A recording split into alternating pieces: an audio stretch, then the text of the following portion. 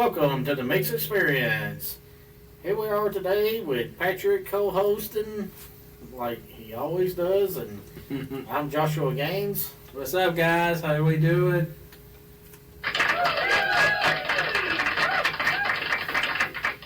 So today, what we're going to talk about is not a lot of humming, but so today we're going to talk about making money and not making money, who's rich and who's poor, and what you can afford and what you can't afford. So, Falling on a budget. so I think it's a mental thing in a lot of ways where if you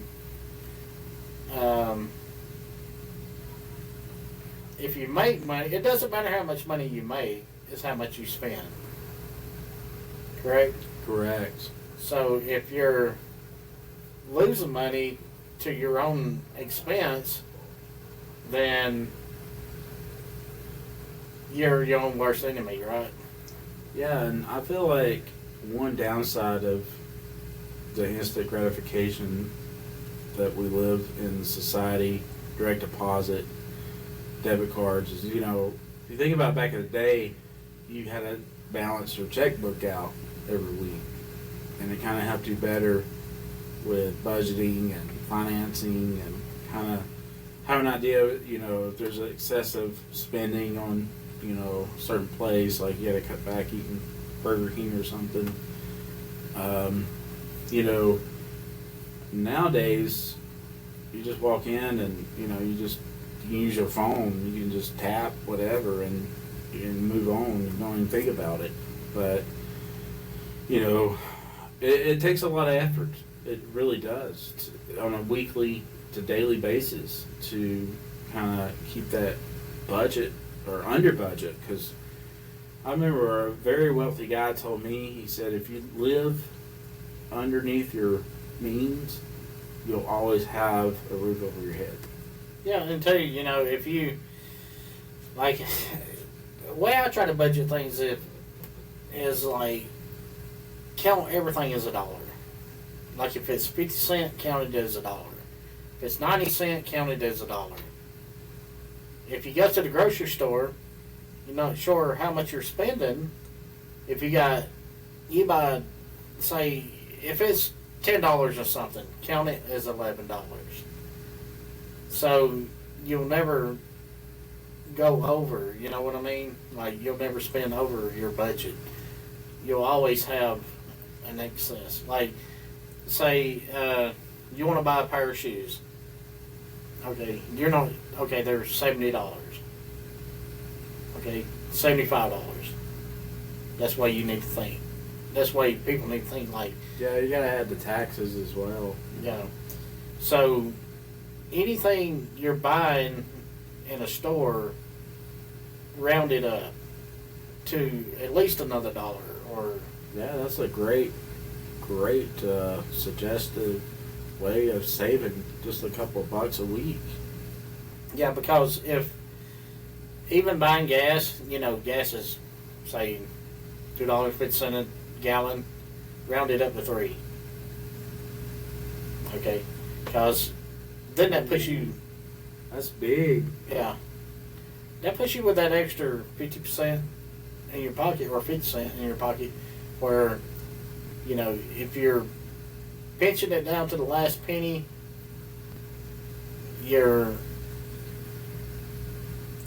kind of riding a tightrope. So if you round it up to the next $1, and if you float off of that and think that's what you have, you'll always come out ahead.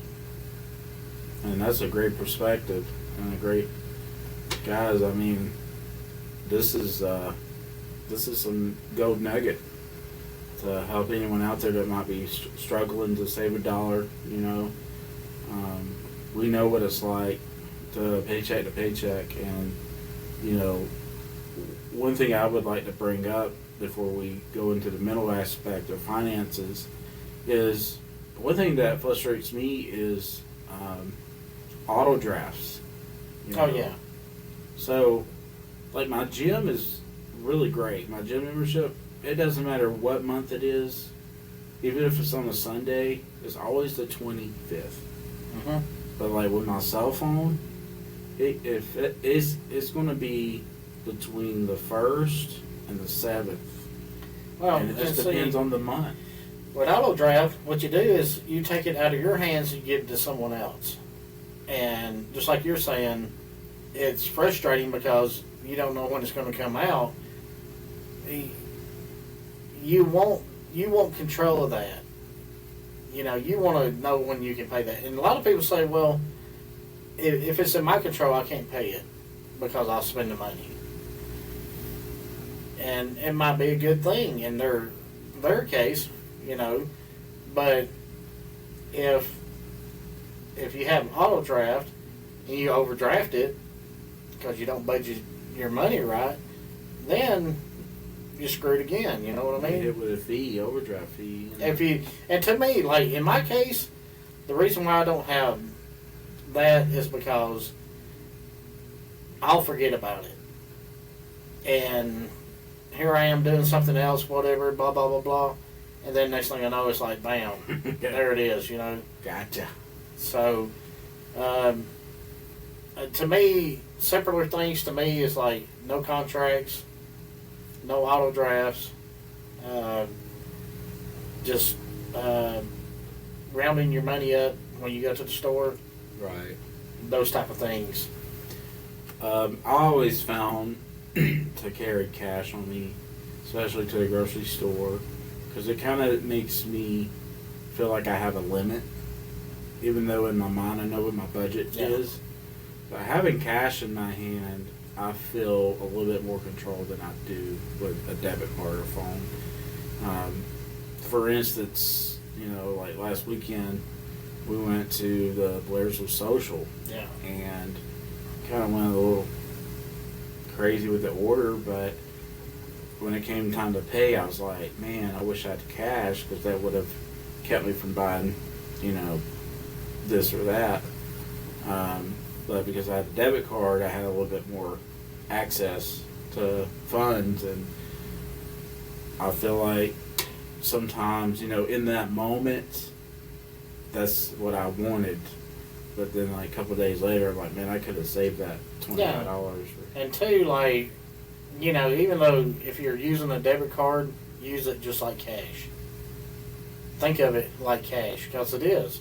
It's Right. going to come right out of your checking account, just like cash. So you want to round that up. Like if you got to add the tip and everything into what you're doing. And look, and I would suggest for people look at the prices of things when you go to ordering things on the menu. And drinks are the most expensive thing. That's how Insane. most restaurants and bars, they make their money off of drinks. Yeah. So Even sodas, not just alcohol or wine, but even sodas is yeah, $3.50. I mean a glass of tea, almost $4. That's ridiculous.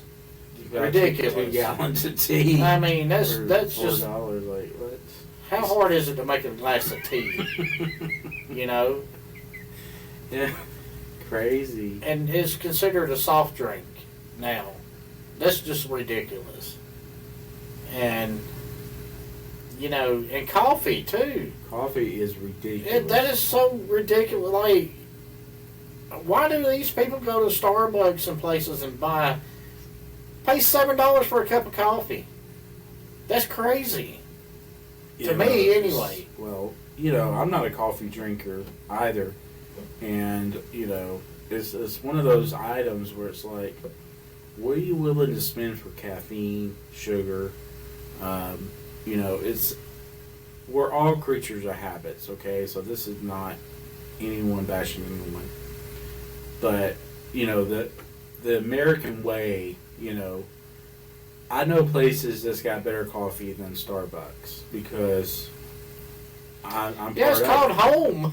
It's called like Yeah, it's a lot go to the cheaper. grocery store and buy Yeah. it and cook it myself. So, I mean, it's like, you know, what are we doing here? And it's like the more we consume these items, you know, that's supply and demand, and that's what's going to keep driving prices up and trending situations, and it's just I gotta have my $7 coffee and then starve all day because you don't have any money for food. And I love these people who go to the coffee clubs. They were always like holding it like it's a baby or something, like, and they sitting down and like, with their. I mean, oh yeah, they gotta have a laptop too. Everything. They have to look Right. important. It's like they're a private investigator and they're just stalking their ex on Facebook.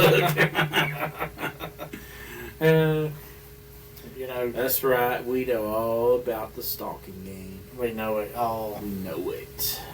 I stalked myself. I see the lust in your eyes. I stalked myself one time. I was in the shower and I was stalking myself. I went live.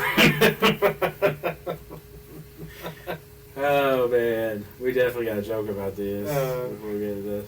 It's ridiculous. I mean, and as we were talking earlier, whether it's profession or even certain family members or even your neighbors, when a person is either in poverty or wealthy, and then those of us in between, we're all struggling. But who's wealthy and who's, because some of the people you see that are in poverty are some of the happiest people you've ever seen. These are facts. And some of the people who smile more than the people that you see in these higher places and stuff. I mean, and there's nothing wrong with achieving things in life. There's nothing wrong with, because, I mean, the more you achieve in life, the more you can help people. And the worst thing with people, they think, well, that guy's rich and this guy's that and this girl's this and this. But they don't understand that that person had to do things to get there. It wasn't like, now some people do, they have it given to them, but some people don't. Well, even those that inheritance, at some point during that generation family, somebody had to do some hard work somewhere. Yeah, and exactly what you said. Some people started out poor somewhere.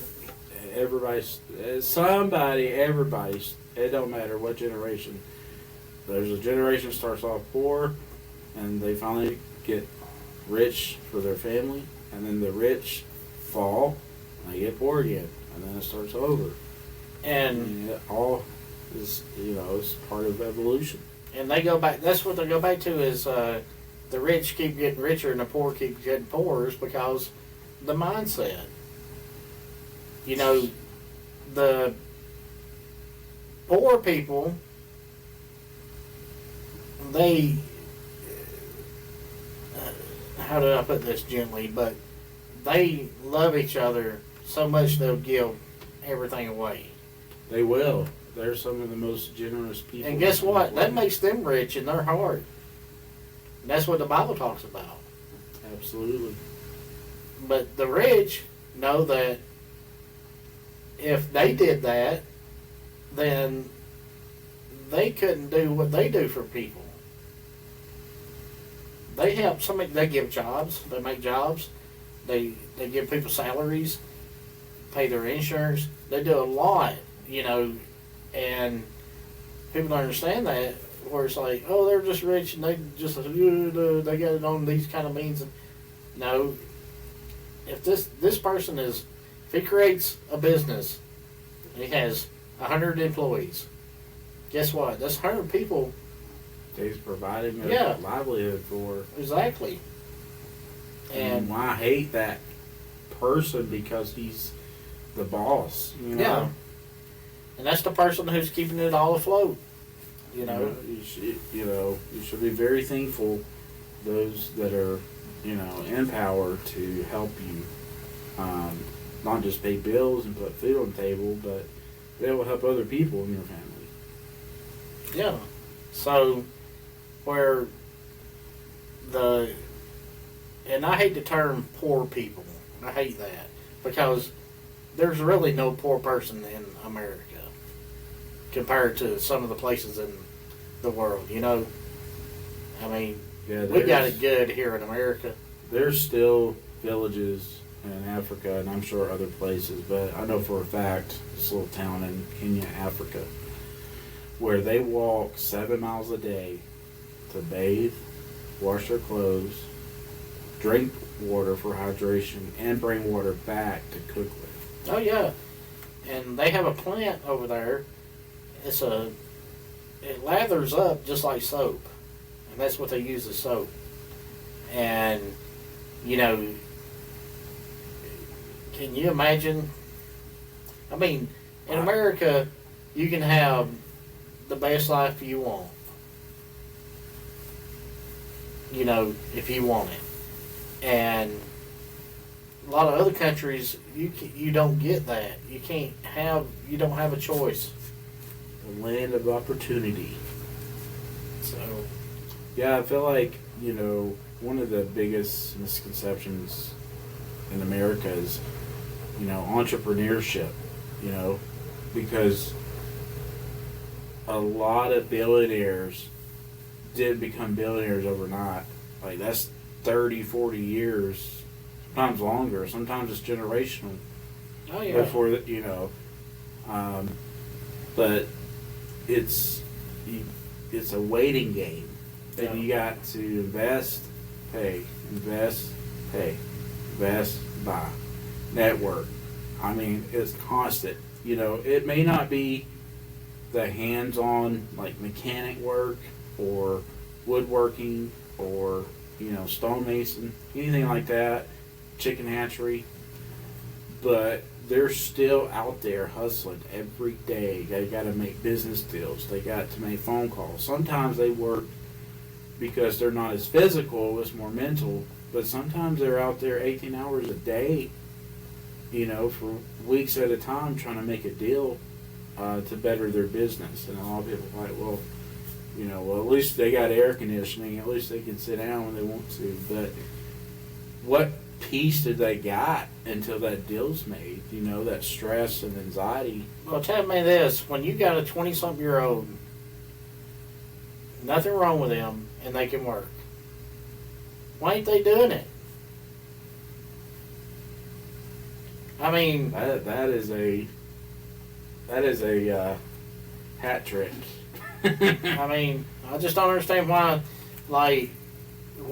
are they laying on their ass doing nothing? I mean, and then complain about why they don't have nothing. I mean, you got to get out and you have to work for it. That's the only thing. I mean, nobody gives it to you.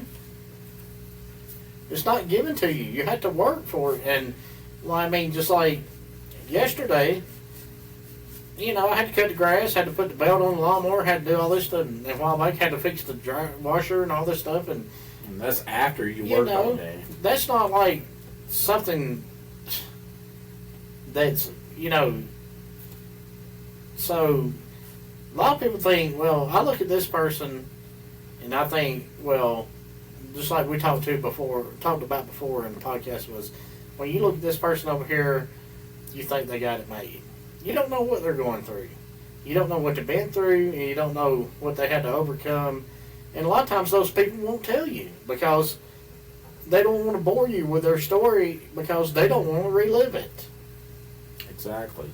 Because, it's too much to talk about, and there's too much that person's went through where it's like, and honestly, on top of it, a lot of people really don't care to hear it, So. That's very true. And, something I want to piggyback on is the value of the dollar, or hard work there. I feel like, on social media, we got in this comfort of everyone just posting celebrations, but no one posts their hardship, and because like you said, a lot of people don't want to hear it. But then a lot of people don't want to see your accomplishments either, no, it's just or vacations or what No. you're eating, So, but what I'm trying to get at is, hard work is almost like karma. So if you understand the concept, good karma, bad karma, which you do to others is cause and effect. They come back to you. So hard work does pay off. I promise you. I mean, I feel like from my world, my perspective, I come from poor. I still could, or poverty, you know, I say poor, but poverty. And I feel like I'm still probably considered poverty. But I'm out here working 10-hour days, 50-hour weeks, sometimes 60, and then doing little side hustles on the side, and still trying to find time to volunteer at a food bank to help feed, people. Poverty is a state of mind. If you come from poverty and you think that you're still in poverty, you always will be. You can't. I meant financially. Well, it's not financially. On paper, that's what it well, looks like. No, in my mind, I'm a superstar. 80% of America is in poverty. So, I'm a Rolling Stone, baby. So, Rolling Stone. Being it like okay, take it this way. Okay, a lot of people when they make it, I made it, and they give up, right? Or they don't give up. They just say, "Well, I made it. Now I made They it." trade their passion in for glory. Well, they get lazy. Yeah. Okay, you can't get lazy. It don't work that way.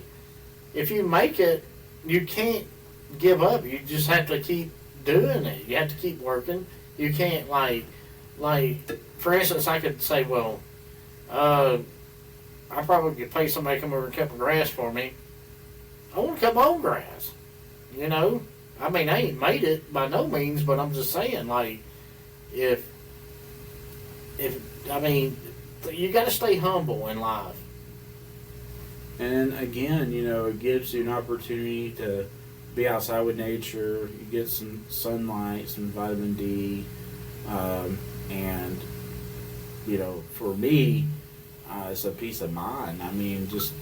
There's a fulfillment in keeping your own property up. Yeah, because there's nothing like cutting grass, throwing the earbuds on, and just chilling out, listening to music, cutting the grass. Yeah. And that's a sense of getting away from things, sense of getting away from life and stuff.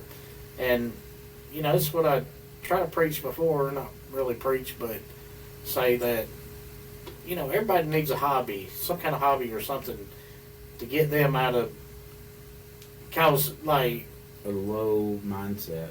I could stay in bed all day long, and I would love it. Okay, I could sleep. For weeks. Weeks on time. And people what's wrong with you? It's just, it's not like I'm depressed or anything, but I have to make myself get up and do things. Right. Procrastination is, what if I didn't do this? That goes back to a lot of things. If you have a talent, don't procrastinate. Get up and do it. Get out and test the waters and see how things are going to go. That's the way you learn. Exactly, and trial and error, setting small goals and long-term goals, I feel like is important. And I feel even when you accomplish what you need to accomplish, set new goals. And it could be something as simple as getting up and walking in the morning, for 5-10 minutes before you run your errands on your day off, or pick a day to go visit somebody. It doesn't always have to be hardcore, 2 hours at the gym, 2 hours at, doing trash, 2 hours, painting a wall. When I say goals, it could be any activity, So, you guys guys get out here and make it happen. You know what I'm saying? So that's what I'm saying. If you guys have some kind of goal in life, whether it's a goal or not, make it a goal. If there's something in your mind you're thinking about you want to do in life, and you have a talent where it's something that you're wondering about if you could ever do anything with it or anything, get out and do it. Get out and try it, because you never know until you try. And sometimes, guess what? Your talents are, if you have a talent, that's probably at least 80% of the people can't even do it. You know? Exactly. So, and that's the people going to tell you, you can't do it.